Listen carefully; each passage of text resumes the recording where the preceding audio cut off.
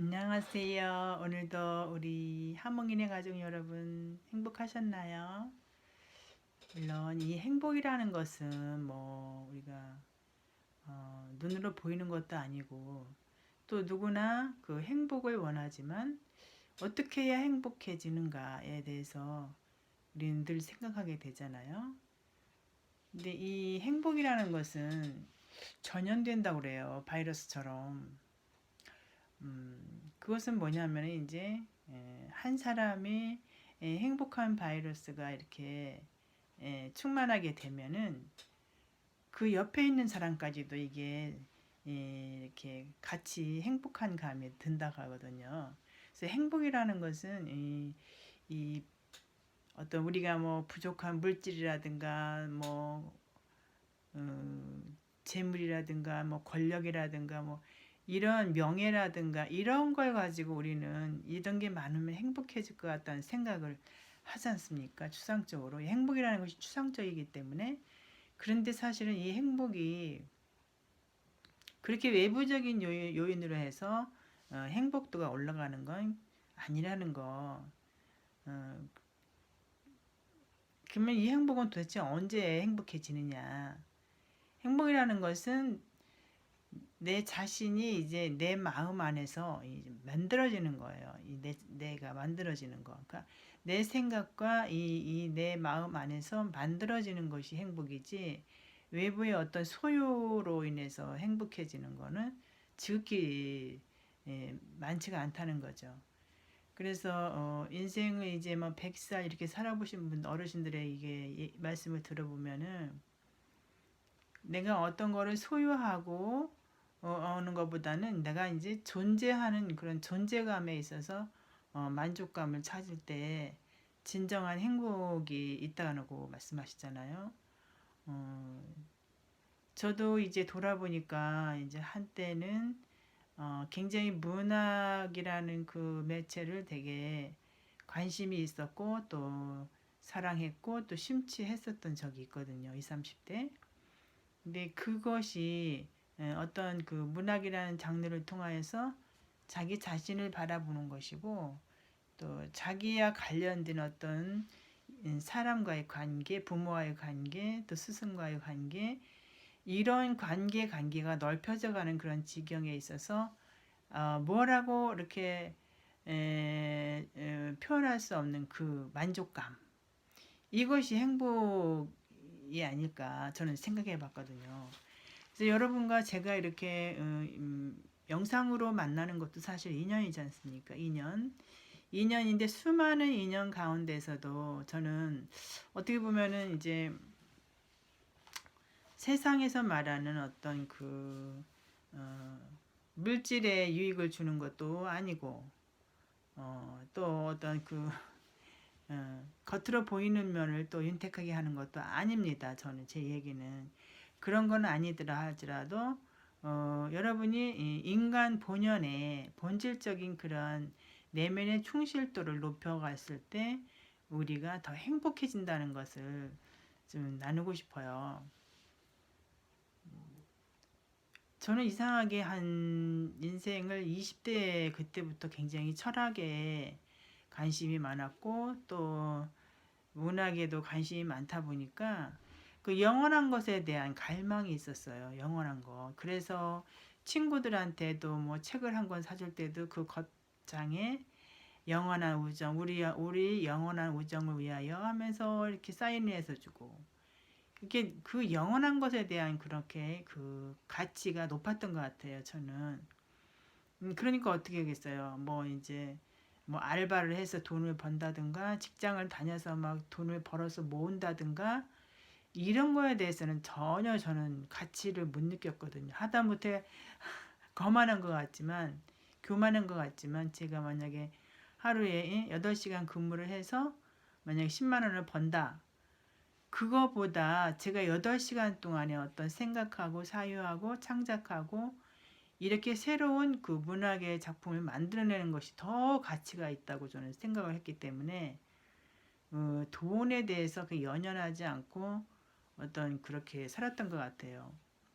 예를 들어서 아침에 그때 이제 시골 면단위에 살 때인데 아침에 일찍 첫 차로 나옵니다. 첫 차로 나올 때 사람들은 대부분 사람들은 어른들은 병원에 갑니다. 좀 젊은 사람들은 직장에 나갑니다 하잖아요.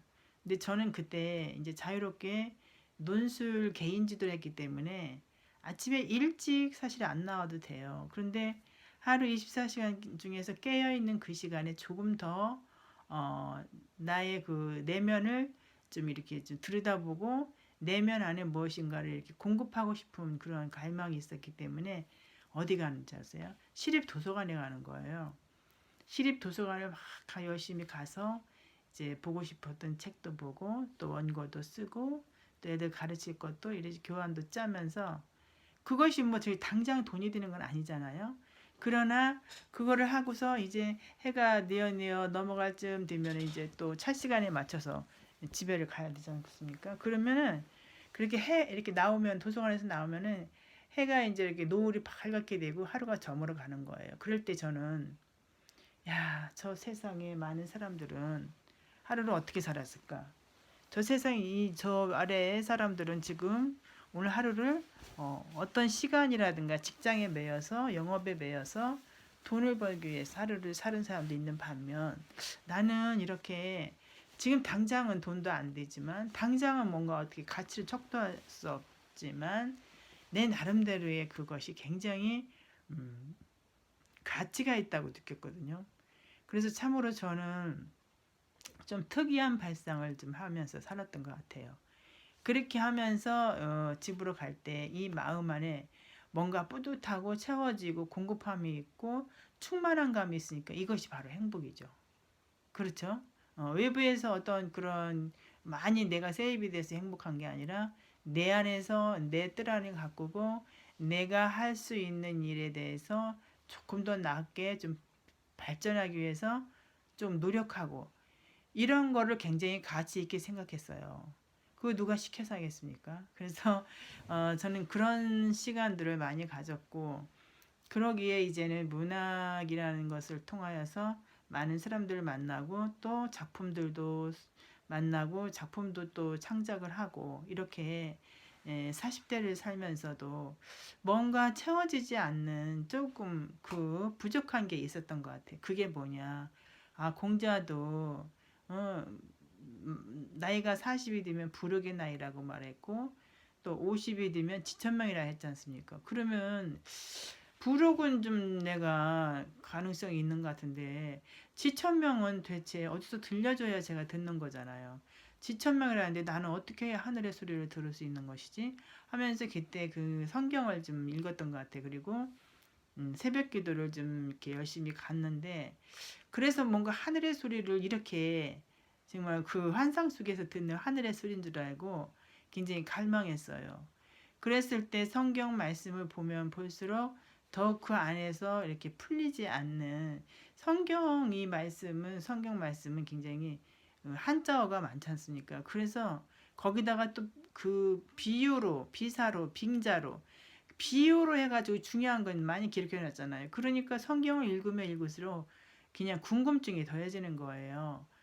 그래서 막 목사님한테 저 기도원 좀 보내주세요. 이 마음의 어떤 갈망이 막 차오르니까 아, 그 목마른 사슴이 시냇물을 찾듯이 그렇게 찾았던 거예요. 도대체 하늘의 소리는 무엇이고 이렇게 성경을 읽으면 읽을수록 내가 답답해지고 모르겠는 건 무엇이고 이걸 어떻게 풀어야 되나 하는 거. 그죠? 이게 돈이 드는 겁니까? 전혀 아니죠.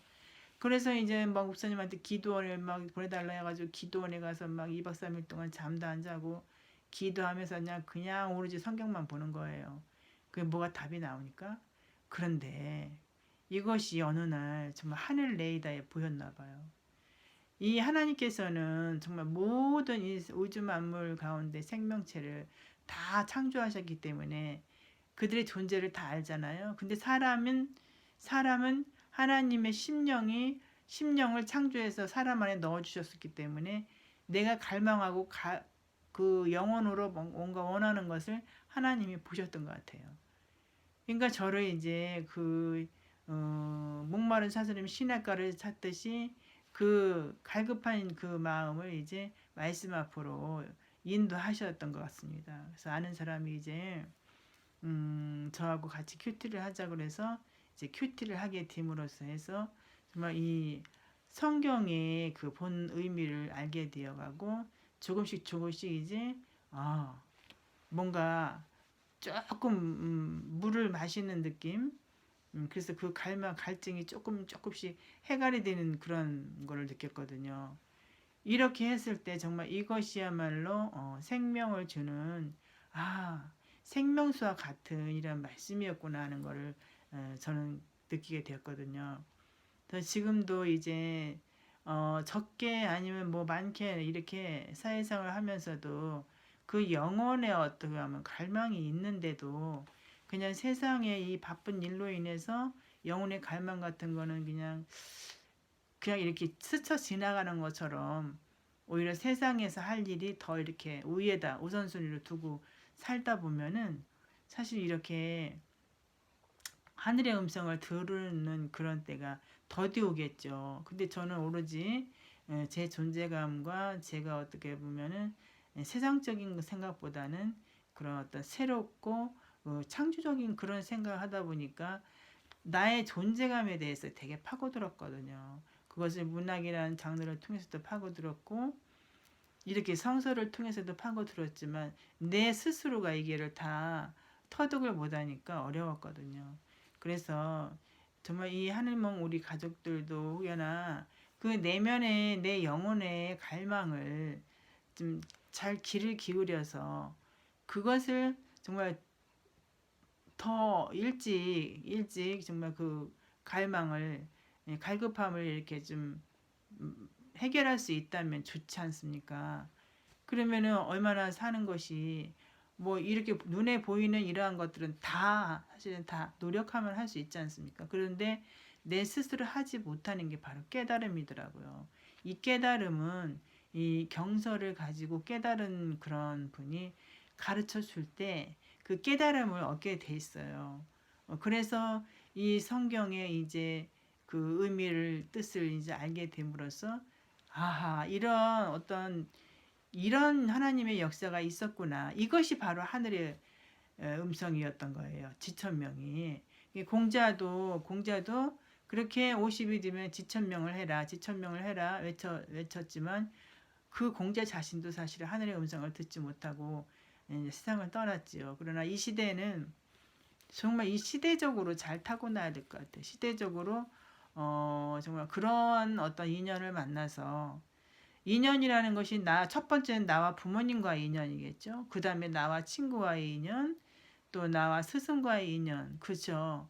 그런데 이제 우리가 성장해서는 이제 스승과의 인연이 정말 큰 인생의 어떤 그 이정표를 이렇게 제시해주는 그런 과정이 되는 것 같아요. 그래서 저와 같이 이렇게 조금이라도 뭔가 하늘의 갈망을 구하고 또 뭔가 이렇게 자신의 존재감에 대해서 생각하면서 알고 싶어 하고 두드리고 싶은 마음이 있던 분이라면 정말 성경을 한 번쯤 배워서 깨달아서 자유함을 얻어서 저는 지금 정말 생명수 강가에서 이렇게 쉼을 얻는 것 같은 그런 삶을 살고 있거든요. 예. 그래서 너무나도 그 세상에서 말하는 이것은 행복이라 할까요? 충만이라 할까요? 이게 은혜라고 할까요? 이러한 단어로 표현할 수 있는 그런 삶을 살고 있습니다. 우리 한국인의 가족 여러분, 다음에 또 만나요.